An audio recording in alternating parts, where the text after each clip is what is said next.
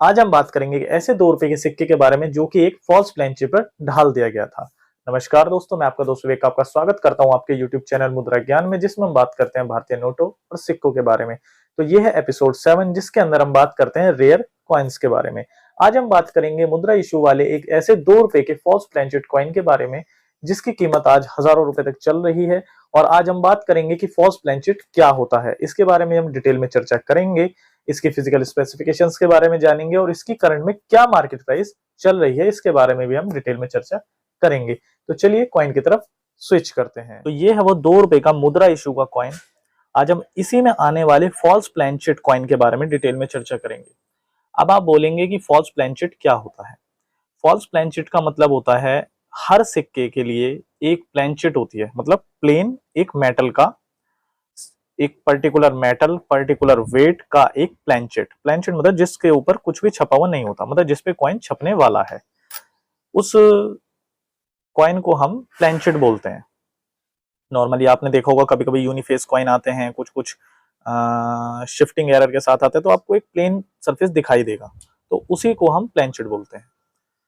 तो आज हम इसी में आने वाले false plain chit. False plain chit का मतलब होता है जब पर्टिकुलर किसी कॉइन के लिए जो प्लेन चिट बनाया गया है उसकी जगह या फिर किसी अन्य प्लेन चिट पे भी ना छप के वो किसी ऐसी चीज पे छप जाए जो कि प्लेन चिट है ही नहीं, तो उसे फॉल्स प्लेन चिट बोलते हैं।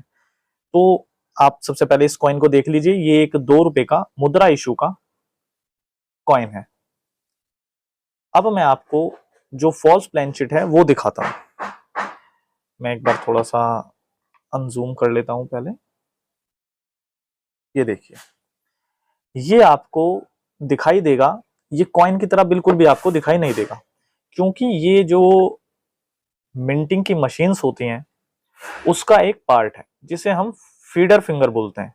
इस यही जो फिंगर है, मशीन का जो पार्ट है, ये इस जगह से कॉइन को आगे धकेलता है, ऐसे ऐसे जैसे ये प्लेनचेट आया और इसे आगे धकेला इसने मशीन के अंदर छपने के लिए। तो क्या हुआ, गलती से इसी के ऊपर ये जो यहाँ पर आप देखेंगे, मैं जूम करके दिखा देता हूँ और अच्छे से आपको, ये देखिए, गलती से इसी पर ये मुद्रा इशू वाला कॉइन छप गया।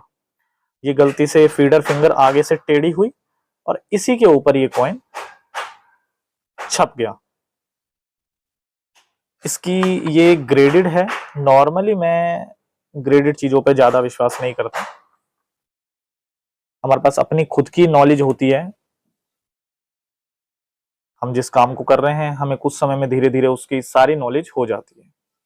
तो आप देखेंगे तो इसमें जो ग्रेडिंग के अंदर डिटेल्स दी हुई हैं वो लिखा हुआ है 2 रुपीज फीडर फिंगर मुद्रा इशू, और इसे ग्रेड दिया है MS63।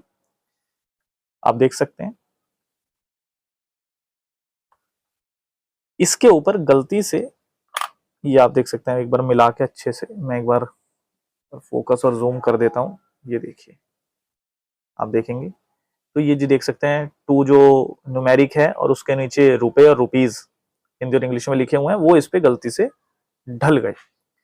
आप अगर इंटरनेट पे भी देखेंगे तो इस तरीके की आपको पिक्चर्स भी देखने के लिए आसानी से नहीं मिलेंगी। आप देखेंगे तो ये एक बहुत ही एक्सट्रीमली रेयर चीज है जो जनरली आपको देखने के लिए कहीं भी नहीं मिलेगी। यूट्यूब पर तो आपको फर्स्ट वीडियो इस टॉपिक पे मिलेगी जिसमें हम फॉल्स प्लेनचिट के बारे में डिटेल में चर्चा कर रहे हैं। ये ग्रेड हो गई है, इससे ये पता चल चुका है कि ये ओरिजिनल पार्ट है। अब आप पूछेंगे कि ये चीजें बाहर कैसे आती है मिंट के अंदर से। कभी कभी क्या होता है, जब ऐसे चीजें हो जाती हैं गलतियां मिंट से, तो उनके लिए स्क्रैप होता है, ये मेटल का स्क्रैप है। और देखेंगे तो आप जितनी भी गवर्नमेंट कंपनीज हैं या इंस्टीट्यूशंस होते हैं या फिर ऑर्गेनाइजेशंस होते हैं, उनके अंदर स्क्रैप जो होता है वो टेंडर के माध्यम से बेचा जाता है। तो उन्हीं टेंडर्स के अंदर जब मेटल का स्क्रैप में टेंडर से पास होकर के वो बिकता है, तो ऐसी चीजें उनके अंदर से बाहर आ जाती हैं मिंट से। तो उन्हीं में से एक ये फीडर फिंगर है जो आपको मैंने आज डिटेल में दिखाई। इसका जो मेटल कॉम्पोजिशन है, जो कि इसके अंदर नहीं लिखा पर मुझे पता है, इसका जो मेटल कॉम्पोजिशन है वो है कॉपर निकल।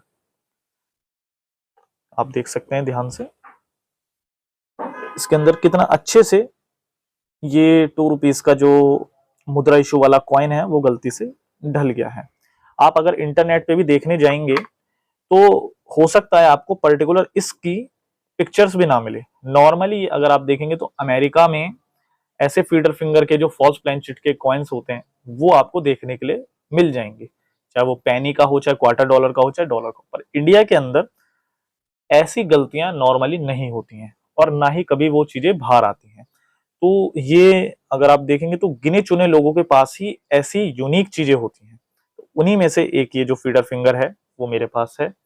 आपको मैंने इसके बारे में डिटेल में बताया। हो सकता है ये आपको भी कभी टकरा जाए और आपके पास भी ये मिल जाए, तो आप ध्यान रखिएगा।